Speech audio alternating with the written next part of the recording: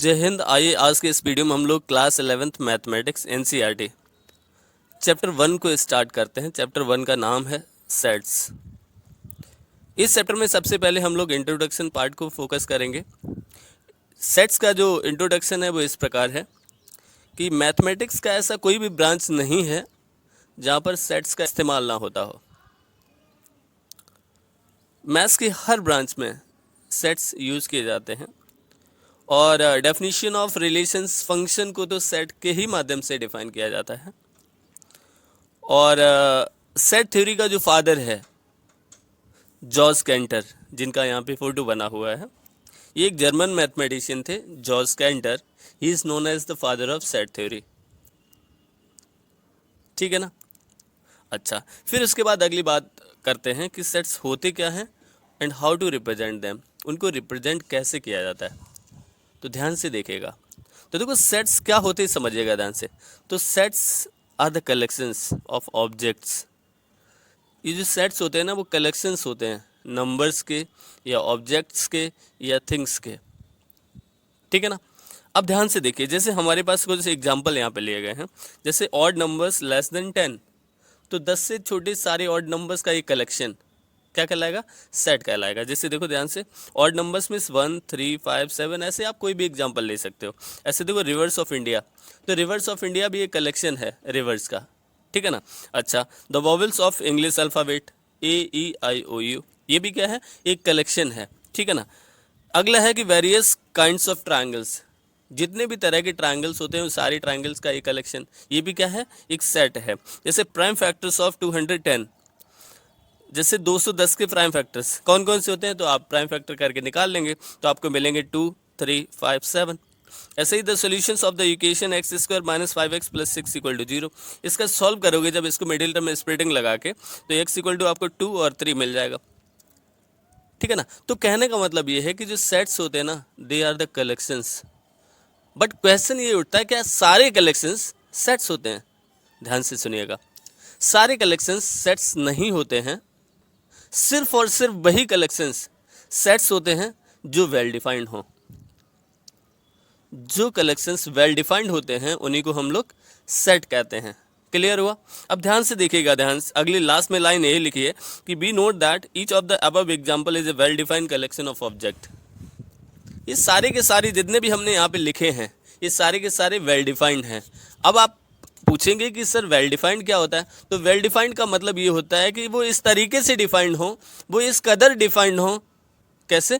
कि उनमें ये बताया जा सके कि कोई पर्टिकुलर एलिमेंट या कोई पर्टिकुलर चीज़ उस कलेक्शन में है या नहीं है।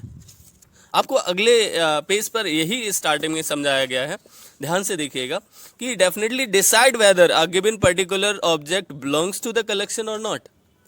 कहने का मतलब अगर आपसे यही पूछा जाता है कि what is well defined collection, तो आपको यही डेफिनेशन बतानी है कि well defined collection is such a collection in which we can decide whether a particular element या particular object belongs to the group और नॉट।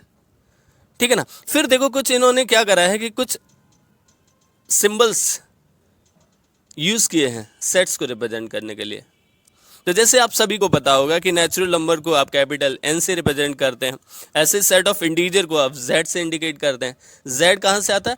देखो इंटीजर्स को जर्मन में जहलन बोला जाता है, जहलन, ZAHLEN। ठीक है ना। तो जहलन का जो फर्स्ट लेटर होता है वो Z होता है, इसलिए इंटीजर्स को कैपिटल Z से रिप्रेजेंट करते हैं।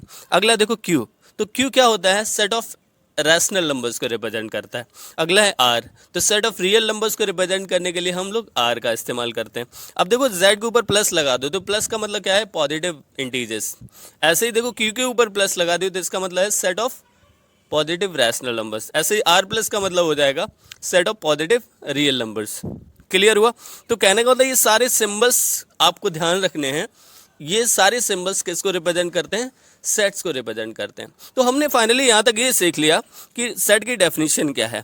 तो सिर्फ इतना आपको सीखना है, a set is a well defined collection of object. अगर आपसे पूछा जाता है व्हाट इज वेल डिफाइंड, तो वेल डिफाइंड इज व्हाट, कि well defined means we can definitely decide whether a particular element belongs to the collection or not.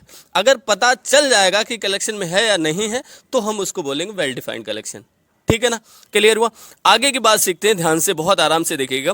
कह रहा है कि जो एलिमेंट्स होते हैं सेट के, उनको स्मॉल लेटर से या नंबर से रिप्रेजेंट करते हैं, और जो सेट होते हैं उनको हमेशा कैपिटल लेटर से रिप्रेजेंट किया जाता है। इन दोनों लाइंस में यही बात लिखी गई है, ठीक है ना, क्लियर है, पक्का। और आप पहली पॉइंट पे ये भी समझिए कि ऑब्जेक्ट बोले, चाहे एलिमेंट बोले, चाहे मेंबर्स बोले, चाहे नंबर्स बोले, कुछ भी बोले, they all are what, they all are synonyms. ये सारे के सारे एक ही मतलब की चीज़ें हैं, ठीक है ना, इन सभी का मतलब एक ही है। अगला समझिए ध्यान से कि कोई भी एलिमेंट सेट के अंदर है या नहीं है, इस चीज़ को रिप्रेजेंट करने के लिए एक सिंबल इस्तेमाल किया जाता है। ये जो सिंबल आपको दिख रहा होगा, ठीक है ना, इसको इस तरीके से बनाते हैं, ठीक है ना, इसका नाम होता है एप्सिलॉन सिंबल। एक ग्रीक लेटर है, ठीक है ना, जिसको एप्सिलॉन बोलते हैं, ठीक है ना। ये एप्सिलॉन, और अगर इसको इस तरीके से आप कट कर देंगे तो ये हो जाएगा एप्सिलॉन नॉट। तो कहने का होता है एलिमेंट है तो एप्सिलॉन का इस्तेमाल करना है, और अगर एलिमेंट नहीं है तो एप्सिलॉन नॉट का इस्तेमाल करना है आपको, ठीक है, क्लियर हुआ। आगे बढ़े। अच्छा, अगली बात यहाँ पे फिर बताया गया है कि रिप्रेजेंटेशन ऑफ सेट में सेट को रिप्रेजेंट करने के दो मेथड्स होते हैं। कितना मेथड्स होते हैं? दो मेथड्स होते हैं, ठीक है ना। पहले मेथड का नाम होता है रोस्टर मेथड या टेबुलर फॉर्म।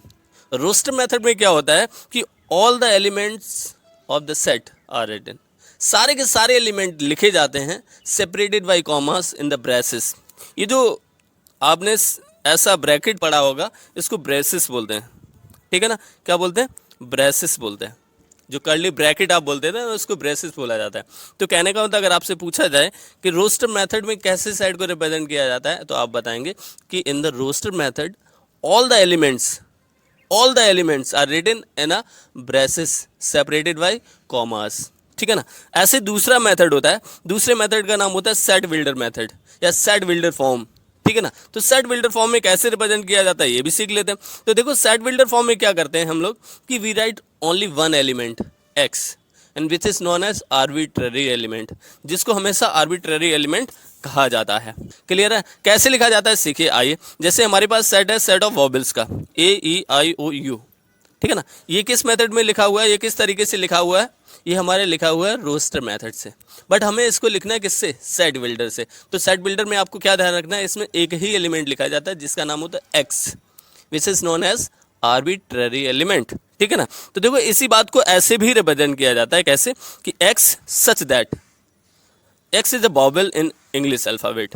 तो कहने का होता है जब सारे एलिमेंट ना लिख के एक एलिमेंट लिखा जाता है और उस एलिमेंट की कॉमन प्रॉपर्टी उसके साथ में लिखी जाती है कि एक्स आखिर है क्या, इस बात को भी रिप्रेजेंट किया जाता है आफ्टर कॉलन। ये जो कॉलन का सिंबल होता है ना, जिसको सच दैट आप बोलते हैं, यहाँ पे क्या लिखते हैं कि एक्स जिस चीज़ को रिप्रेजेंट करता है या एक्स जिस चीज़ का मेंबर है, वो प्रॉपर्टी यहाँ पे लिखी जाती है, जो कॉमन प्रॉपर्टी पजेस करता है एक्स। क्लियर हुआ? अब ध्यान से, यहाँ पे बहुत सारी चीज़ें आपको समझनी है। अभी तक जितना भी मैंने पढ़ाया उसका मतलब सिर्फ इतना था कि सेट क्या होता है, सेट का इस्तेमाल क्या होता है, ठीक है ना, और सेट्स की डेफिनेशन कैसे डिफाइन की जाती है, और सेट्स को रिप्रेजेंट करने के लिए मेथड कितने होते हैं। तो ध्यान से सुनिएगा एक बार फिर से, ध्यान से देखो। मैथमेटिक्स की हर ब्रांच में सेट्स का इस्तेमाल किया जाता है, ठीक है। अगली बात समझिए ध्यान से कि George Cantor, a German mathematician, is known as the father of set theory. अगली बात जो आपको याद रखनी है वो ये याद रखनी है कि sets are the well defined collection of object. अगली जो बात है वो ये है कि वेल डिफाइंड मीन्स कि a collection in which we can decide whether a particular element belongs to the group or not। ये वेल डिफाइंड कलेक्शन का मतलब होता है, ठीक है ना। अगली बात हमने सीखी थी कि सेट्स को रिप्रेजेंट करने के दो मेथड्स होते हैं। पहला मेथड होता है roster method. In roster method we write all the elements separated by commas in the braces, ठीक है ना। और दूसरी बात हमने सीखी थी कि set builder method. In the set builder method we write only one element which is x such that the common property satisfied by x, ठीक है ना। ये सारी चीज़ें आपको समझनी है, ठीक है। फिर आप ध्यान से देखिए, फिर यहाँ पे कुछ एग्जांपल्स आपको दे रखे हैं जिनको आपको करना है, पक्का ना, क्लियर। तो मैं उम्मीद करता हूँ कि आज हम लोगों ने स्टार्ट थोड़ा सा किया, और अगर आपको लगता है कि हम कंटिन्यू करें तो प्लीज़ आप लोग ऐसे ही अपना प्यार बनाए रखें, वीडियो को शेयर करें और हम लोग एक एक क्वेश्चन को करेंगे, ठीक है ना। तो अगले वीडियो में हम लोग एक्सरसाइज 1.1 को करते हैं, जो कि बेस्ड है किस पे, कि सेट के एलिमेंट हैं या नहीं है, ठीक है ना, या रोस्टर मेथड में लिखना या सेट बिल्डर मेथड में लिखना, या ये जो मैचिंग है, ये सारी चीज़ें कंप्लीट करना। तो अगले वीडियो में मिलते हैं जिसमें हम लोग एक्सरसाइज 1.1 करेंगे।